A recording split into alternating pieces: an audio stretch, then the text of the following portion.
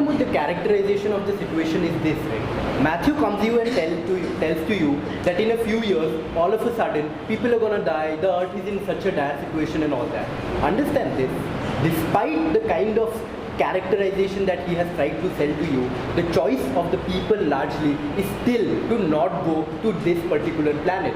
People from places like Bombay, people from places like Bangladesh, people from places like Mauritius are themselves not willing to go to a particular place like Mars because we believe these people, and this is the reasoning, right? Because we believe that the actual situation that they have tried to portray is false, because the people who they say have been the most affected, when they have to make a trade-off between either taking a risk where we will tomorrow go ahead and probably lead a better life versus living a life where we will all of a sudden have to drown and everything, they are still choosing to live in status quo. We do not believe they have, besides rhetoric, given us any qualified argumentation with respect to why the situation is dire, right? We believe the rhetoric on their side for this characterization does not stand. But more importantly, right, and this is the problem, and this is exactly where the debate lies, a bit thoda niche. And this is when Arshia comes and tells you that the moment you imprison someone, they are not free, right? And this is our problem.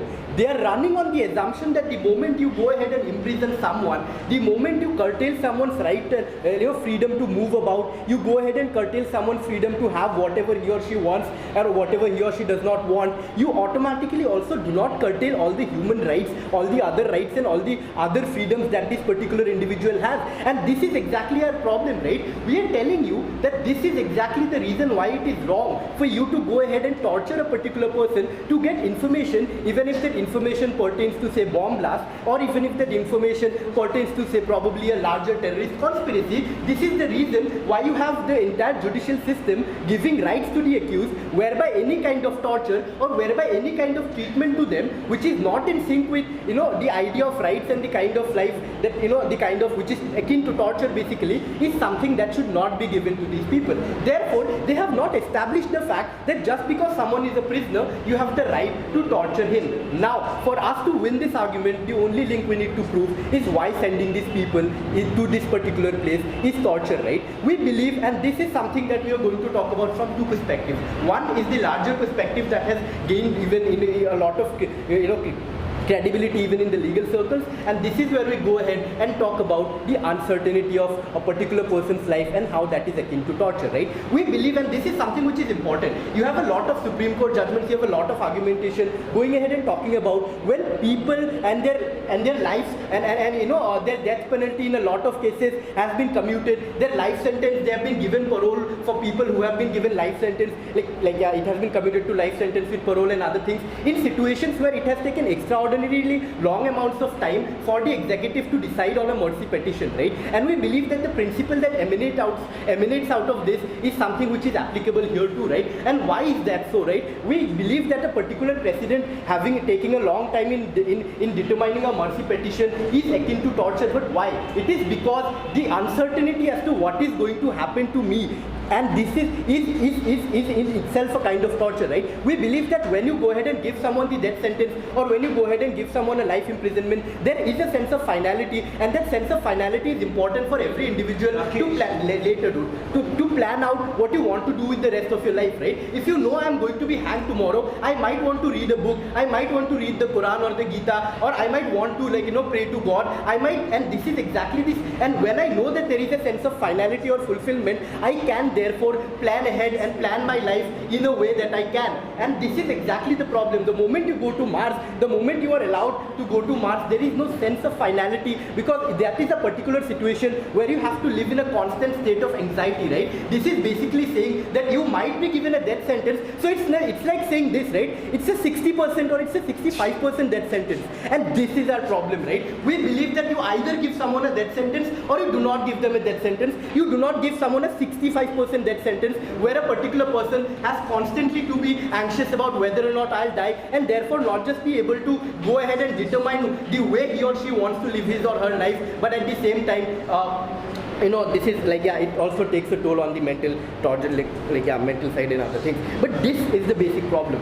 The basic premise of their case is greatest good, good for a large number of people, and this is something we've clashed with right from the first place. We tell you that just because a measure goes ahead and ensures that a lot of people might be happy, it automatically does not tell you that you should go ahead and do this. And this is a debate.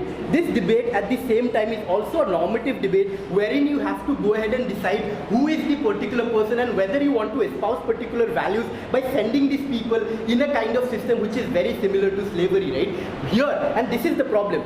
Just because this is going ahead and leading to greater good is very similar to torturing a person for information about a terrorist conspiracy. It's very similar for the entire India to go ahead and beat up Mukesh Singh, Ram Singh and those 5 rapists in the 16 December gang rape case because people are angry. If you let them beat them up, people will be less angry, right? But this is exactly where we go ahead and tell you the difference, that just because something is going ahead and benefiting a large number of people does not give you the right to preclude normative considerations altogether, right? Here, this is where we go ahead and tell you that concepts and particular ideas of rights, of the fact that slavery is bad, and this is where you need to protect them, right? You do not need to protect people from torture in a society where everyone is good. You need to protect people from torture in a society where people are angry, right? We believe that these normative situations, this upholding of rights needs to be there much more when there is a greater propensity of these rights not being upheld, right? And that is exactly the case here. And why is that so? Because the moment you allow these people to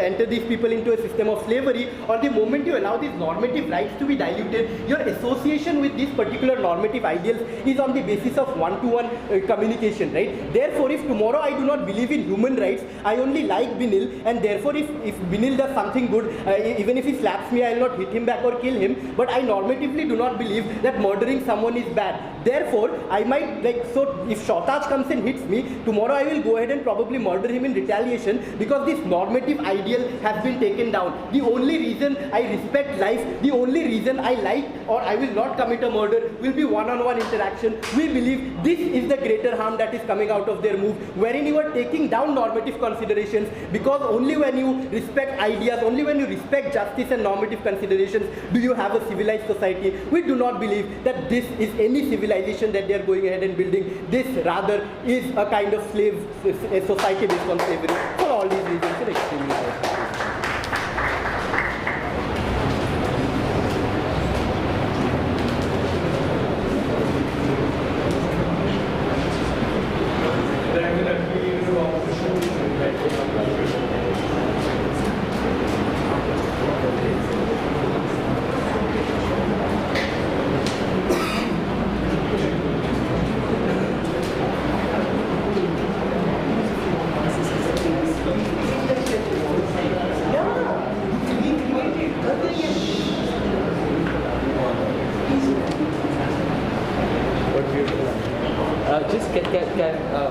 Can you give me, Ashish, can you give me the switch on time?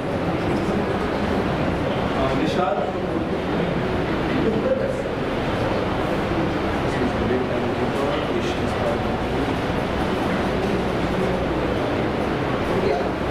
Yeah, it's in the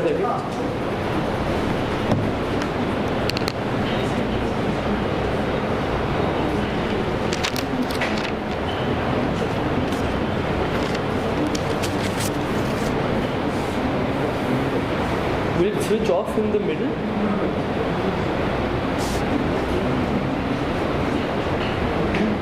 Just one second. Also, just give me.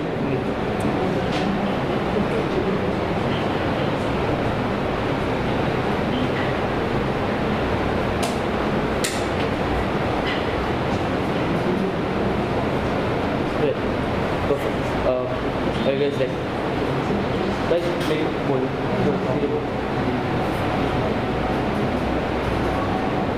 Ladies and gentlemen, as Gavit, I'm going to thematize this debate, bring some clarity, bring some perspective, and then show you what you're supposed to judge this debate on. Right? So first of all, I'm going to talk about the idea of slavery. Secondly, the idea of torture.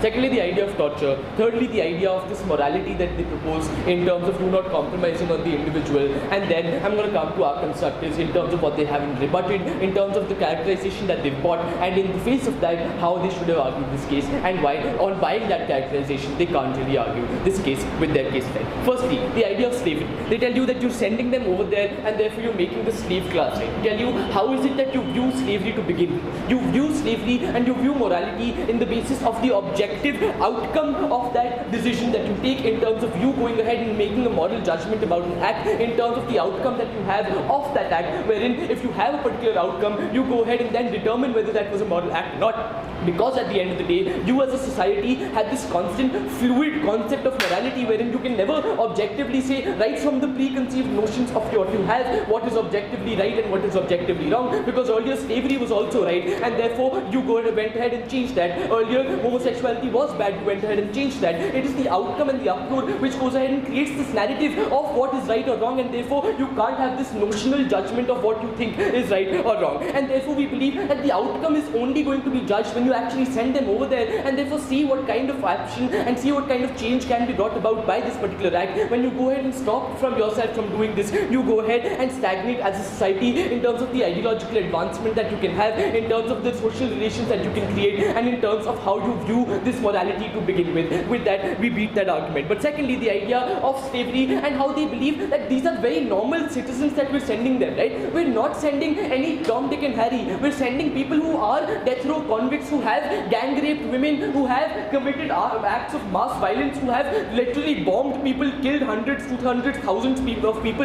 Why is it that you want to extend that morality even to those number of people and to those people who have committed these acts, something which really they needed to qualify before op-whip speech, and therefore with that they can't go ahead and say that we'll just extend this abstract idea to everyone, where we beg them to argue that in DPM speech, and with that they can't do that in op-whip. But thirdly, the idea of slavery, right? This slavery is particularly important here because when you are a slave, you have no benefits that can ascribe to you. When you send them there, the benefits of that scientific exploration can be brought about to those people as well, wherein they can emancipate themselves from the social relations you place them in right now, from the prison that you place them in right now, and therefore you go ahead and bring about this benefit to all the people on planet, and therefore not just keep it by bedja 15 seconds, not just keep it restricted to the particular master, and therefore give the benefit to the slave as well, wherein they can't really argue it just from the idea of the colonized. But secondly, the idea of torture, right? They tell you there is uncertainty in whether he's dying 65-60%. There is uncertainty when he is a death row convict and therefore doesn't know whether his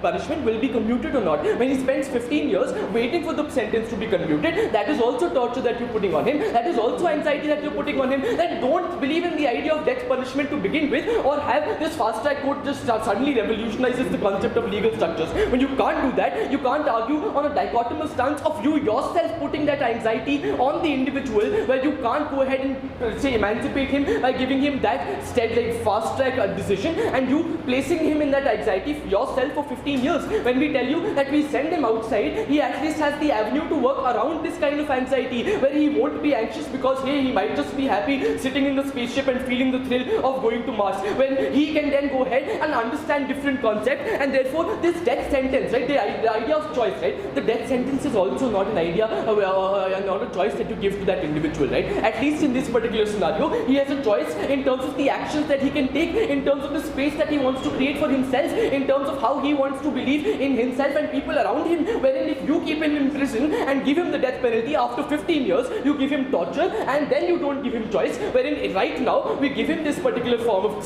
punishment and therefore send him out and therefore relieve him of torture and anxiety, and therefore allow him to make his own choices, wherein how is that particularly problematic and torturous is something that we don't understand. But thirdly, the idea of you can't compromise on this idea of individuals, right? First of all, we argue that we as the state argue from a utilitarian perspective, wherein all individuals are tools of the state, right? We've invested in these individuals to go ahead and make them productive members of society, economically, socially, and in all other forms of, say, social relations, wherein you, as that death row convict, are also a part of that same society that is also existing within the same state structure, wherein you have that burden, where you have lived that life living off the state, you then need to give back to the state. How is it that you can't go ahead and do that? And secondly, this idea that you can't compromise in individuals. Why can't you compromise on these death row convicts who've committed so much against the very society that you want to preserve is something you had to argue before op-ed speech. You haven't really done that. But thirdly, how is it, what is the alternative to this, right? You send people from society,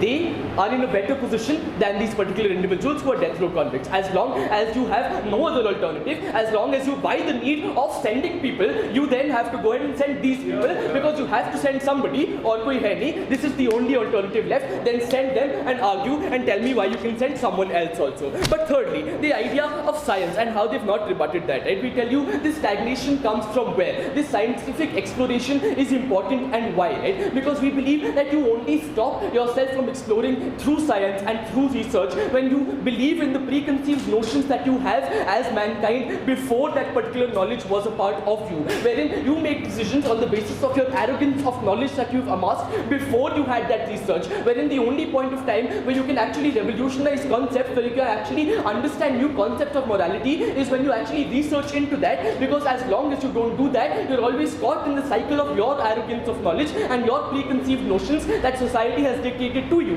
And therefore, when you go ahead and trap yourself within that space and don't allow yourself to explore and don't allow yourself to come out of that space, you go ahead and stagnate ideologically. But more importantly, when you go ahead and say that, listen, we can't compromise on our ideals. Mankind has always compromised on ideals. Mankind has always done this, where you went to Australia, sent slaves, colonized the masses, right? Wherein after that, you go ahead and also radicalize and monopolize the discourse coming out of it, because these are foot soldiers. We'll send the intellectual class after this, we'll frame them as martyrs who died for the greater code of humanity. We won't call them slaves, we won't call them death row convicts. We will monopolize the narrative and the discourse on which the foundation of the rest of society will be built on. People will not think slave chale gaye, hum to kuch nahi karenge. People will think, hey man, the intellectual class tells us that these slaves died for us, therefore good thing, mankind actually has something good for us. You reinforce this faith in mankind and you reinforce this faith in humanity. You say these people died for you, go make good for yourself, and with that, we're incredibly proud to propose.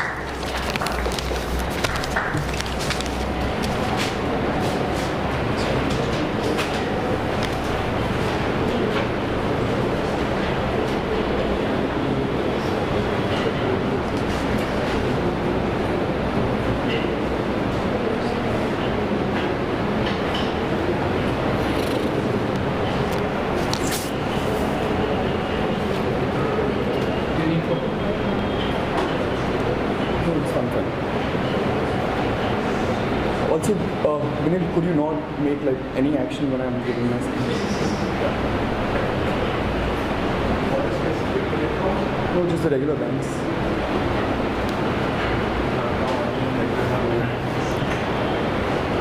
So the reason proposition loses this debate clearly is because they are not able to come out of the bubble that this debate is not just about the state taking a decision and defining morality, and somehow morality is fluid because like you says it, right? And we believe that in this scenario the debate starts at the moment when the state is making some decision, and is it the rational people of the state supporting this decision or not, right? And that's where they had to clash on the idea of whether people see this as morally right or morally wrong, not just by stating benefits, that there are some benefits and like because there are benefits we do that thing, right? Because by that logic, let's not like do anything because there are benefits out of something and allow like mafia to happen and all of that shit, right? But basically, let's look at the major arguments which came out in the debate, right? Firstly, they talked about why it is torture or enslavement. Secondly, why the justice system is centric to general ethics and society. Thirdly, why the state cannot own human life and cannot use human life as a unit to propagate its own idea of greater good. Fourthly, the nature of engagement, work and colonization on Marx, which was so underanalyzed, and Piyush just in his last speech comes up and talks about we like do new things and like change the narratives and stuff like that, right? And fourthly, we believe there's they haven't answered the question of why do rational people want to be the beneficiaries of this atrocity or torture at the very first place. Sit down, man. Also, finally, let's talk about science and shit too, because maybe they just were doing like a single equation because there's benefit, let's just do this, right? Like think about more things than the motion tells you to do, right? Basically, what happened in this motion, right? Why we believe that this is torture and this is enslavement, apart from the basic concession Ashish also gave in his as a reply to the pair that is basically enslavement, right? We believe that it is torture and enslavement, or maybe worse, because first of all you're forcing these people to go out of these prisons to go there, right? Secondly, you don't even pardon them of their crimes, right? They just give examples of how they are sit down. They're just giving examples of how they're fine driving space stuff, right? But not throughout their speeches, any of these speeches they tell us, are you pardoning these people out of the life terms or death sentence they have, right? They haven't, right? So by that logic, what we have as side opposition is that these people, even after doing benefits to the society, even after doing all these things, are still prisoners and rapists who will be punished for those crimes, right? And hence, we believe in this scenario, you still are putting these people onto like a lot of double jeopardy or triple jeopardy and all of that, right? And hence, that is where we believe that it is pure enslavement, right? Because you're basically using these people as tools to propagate your idea, but still not giving anything in return, if like return is your idea of benefits and other transactions, right? And finally, they also give us this idea that if these people go there and misbehave, we'll kill them by drones and all of that, right? And that's also a lot of problem, because these people are under this like scary thought or like, this thing to do not function properly if their main aim is to see how people colonize on Mars and how they function properly, right? But the basic idea, which they didn't even argue against, was why justice system is centric to general ethics and society, and why it's something which is different from like a transaction of benefits and all of that, right? We believe that justice system defines the kind of state which you are, right? And that's why Saudi Arabia is not similar to India, is not similar to USA, right? We believe that the fact that justice system distances itself from economics or from other things in the state is because it has to do that to define general ethics and the way people see and look at things and perceive, right? And that's why again it boils down to the idea of not the state making decisions, but rational people perceiving the decision as something right or wrong, right? Because in this scenario, we believe that in this this judicial system directly like dictates the ethics of the society, right? Because what we believe in this scenario, if biologically you're depending on like benefits, then why even imprison Lalit Modi for that matter, right? Because he's giving benefits of capitalism and more money by IPL, right? We believe we put all these reasons aside of benefits, of science, of capitalism, of money, of society, and your fluid morality while judging these things objectively, right? Because we have to do that to set up a society which is also your ultimate aim out of going Mars, right? You want to sustain a society, and you can't just sustain a society with air and like water and stuff like that, right? You need to sustain a society with justice system, and we believe that's also as equally important as other things, right? And also coming to the basic part of why the state cannot use humans' life as units to propagate their own idea of greater good, right? Because first of all, we don't believe that everybody in the society agrees with the kind with the kind of greater good which you basically are propagating, right? We believe that a lot of people, even within the state, are against torture of criminals, against death penalty, against the basic idea of putting people as slaves and stuff like that, right? And we are imposing these people under the moral burden of accepting the benefit, accepting the fact that these people are being enslaved and put they're considering that it is torture, which we characterize throughout our speeches. We don't think it's a legitimate move for the government to go ahead and do, right? Because now what it propagates is the idea that it's fine to do anything if it gives like a benefit in the larger good and stuff like that, right? We believe that throughout the civilization or development of the society, we have fought this idea or logic of like fluid morality, right? And that's why we don't believe that morality is fluid to the extent that it can be justified circumstantially by looking at the benefits and cost-benefit analysis, right? We believe that the only sort of fluidity morality has is to judge contextually and morally and logically as to the impact it has on the society, right? And we believe that even if it's to the extent that everybody is dying, we believe that ethics always tells you to die together rather than like create a situation where everything is possible, right? And also you can when all the reasons quoted by anyway, in this scenario when Ashish comes up and talks about a situation when there is overpopulation, right? When there is like people building greenhouse gases, we believe that all of these things were not done by serial rapists and all of these people, right? They just raped a woman but not make greenhouse gases, right? And hence we believe that this is not the kind of justice system we are holding people accountable for, right? Sit down.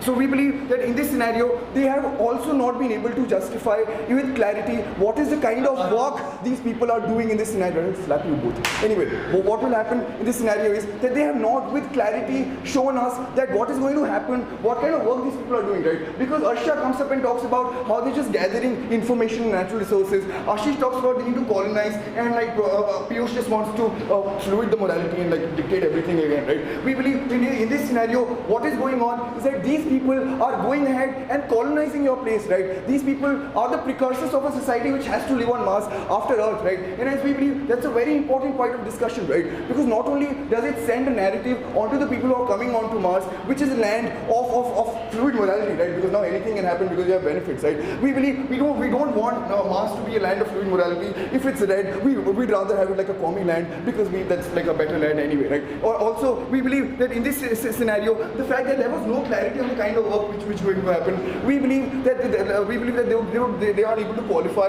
the kind of things which can go down, right? Because we believe that even in prisons, these people form unions and do all of that shit, right? And hence, we believe that in this scenario, even on science, they can't just come up with a simple equation that way science has benefits like Kushpi Gadar, right? Even science has ethics, right? You can't do shit to anything if it can't be done, right? And hence, we believe on the fact that morality is not fluid, we stand to win this debate.